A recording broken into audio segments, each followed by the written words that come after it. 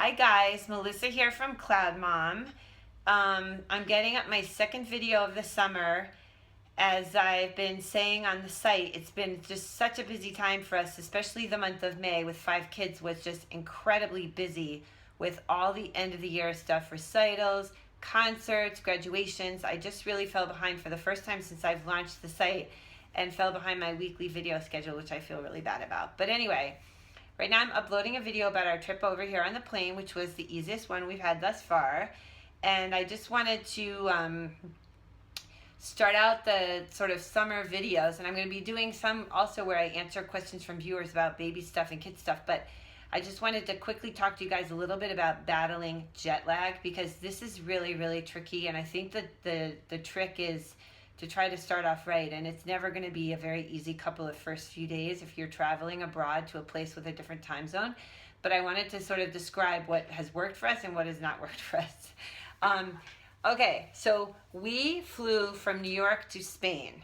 Spain, 6 hours ahead of New York. So clearly that's not going to be easy.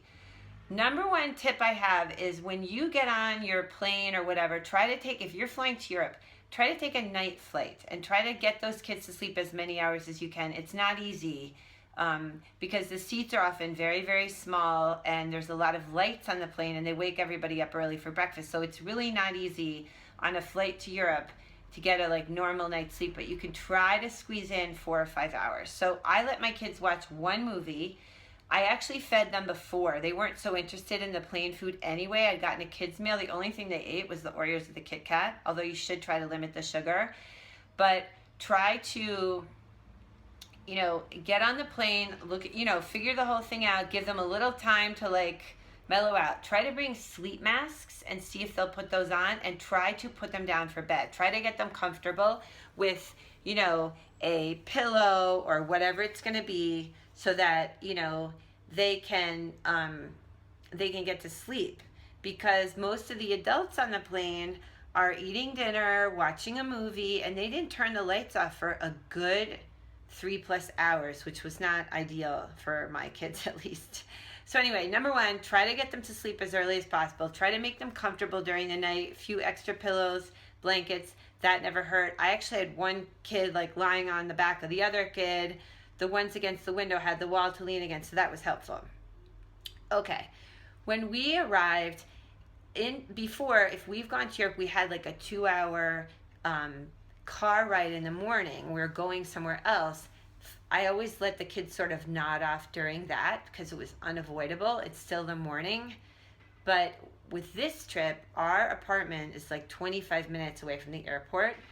Once we got here, we were just out and about for the day. I did not put the kids down to sleep, and I've heard from people that have done that you put them down to sleep and they really want to sleep 5 hours and they're waking up in the afternoon, and that for me is a disaster. They're not starting out on the right foot. So I say, as soon as you arrive the next day, you try to put your kids on a normal schedule, keep them active, get out of the house. Don't stay home and put them in front of the TV. What I did is I did that for 2 hours because I had so much to unpack.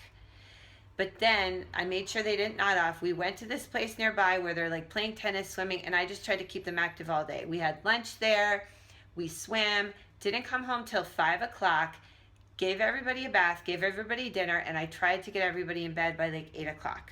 Okay, next day was yesterday. I managed to get everybody up. They were very fussy and tired in the morning. It was not a great morning for us, but we made it through. Last night was hard to get them to bed. That was technically our second day here. The boys did not want to go to bed. Think about it for them. Here, it's 8 o'clock, but for them, it's 3 p.m.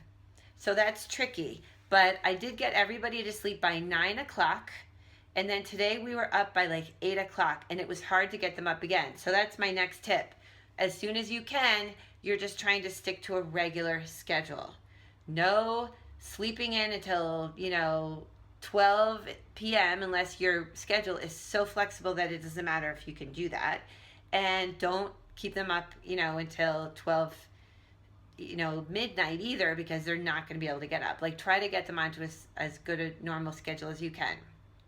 Another tip, limit the sugar. Never does me any favors at all in terms of getting kids to bed at night, right?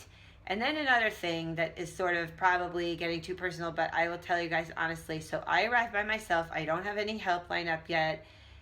I'm so lucky to be able to do this, take this adventure with the kids. But you know what? At the same time, it is hard. It is hard to be out of your own environment.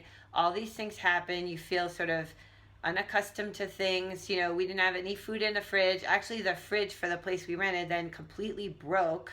The water tank fell down. There was like water all over the floor. And I felt like my boys weren't helping me. I felt totally frustrated, out of control. I totally lost my temper. And I think one of the reasons that I lost my temper is that I was putting way too much pressure on myself that things were going to work perfectly smooth. We actually had swim lessons lined up this morning. We were half an hour late, which was driving me crazy. But you know what? I should have just let it go. It's 5 kids. They're on a totally different time zone. And it's only, 2 days after arrival. So I would say you're on vacation, try to go with the flow a little bit. Even if you have an itinerary, you fall a bit behind because of the jet lag, okay. As long as you're sticking to a regular schedule and trying from day one to get your kids on a regular schedule, don't be quite so hard on yourself, because when you do, when you're that hard on yourself, then sometimes also, maybe you guys are a better mother than me, but you could take your frustration out on your kids, and then that totally ruins your day. Like, I'm not going to have a good day now because I feel like I was a terrible mother this morning. I really do. So I don't like losing my patience with my kids. So anyway, just a few thoughts on jet lag. And I'm going to be writing more videos this week, getting back to hopefully at least a weekly or bi-weekly video schedule with postings on, all things baby. We're going to have some brand stuff coming up with some cool yoga clothes, different things on the site over the summer, and some travel videos. So thanks so much for sticking with me and for following CloudMom. I really, really appreciate it. I appreciate you guys more than I can ever say. And have an amazing day, and I will see you guys soon.